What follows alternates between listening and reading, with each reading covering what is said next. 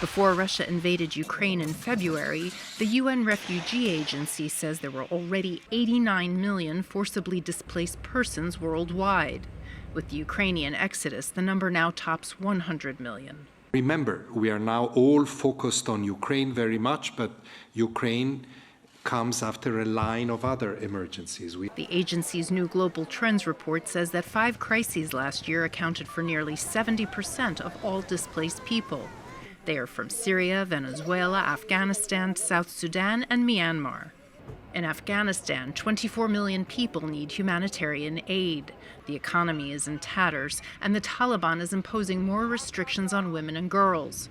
UNHCR says all these pressures have pushed 2.7 million Afghans to leave. So people are crossing the borders, sometimes with visas, but most of the time without visas and without documentation, sometimes up to 20,000 people a day. Many people flee to neighboring countries. More than 1 million have left Ukraine for safety in Poland. People, refugees, they flee not as far as possible from the conflict, but as close as possible. And they return not as late as possible, but as early as possible. Only 5.7 million internally displaced persons and refugees returned home or to their place of origin in 2021.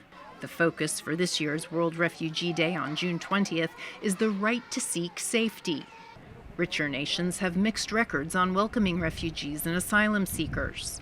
The High Commissioner for Refugees says he hopes those nations now understand the relationship between bombs and flight. People flee because they're afraid. It's not just the Ukrainians. The Syrians have fled bombs.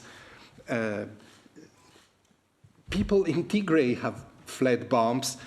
People in the Sahel flee either bombs or vicious attacks. So fear of insecurity is the same whether you are a Ukrainian or in Nicaragua. Shaken by fear and uncertainty, Iryna Morykvas fled Ukraine with her son soon after Russia invaded, leaving her husband behind.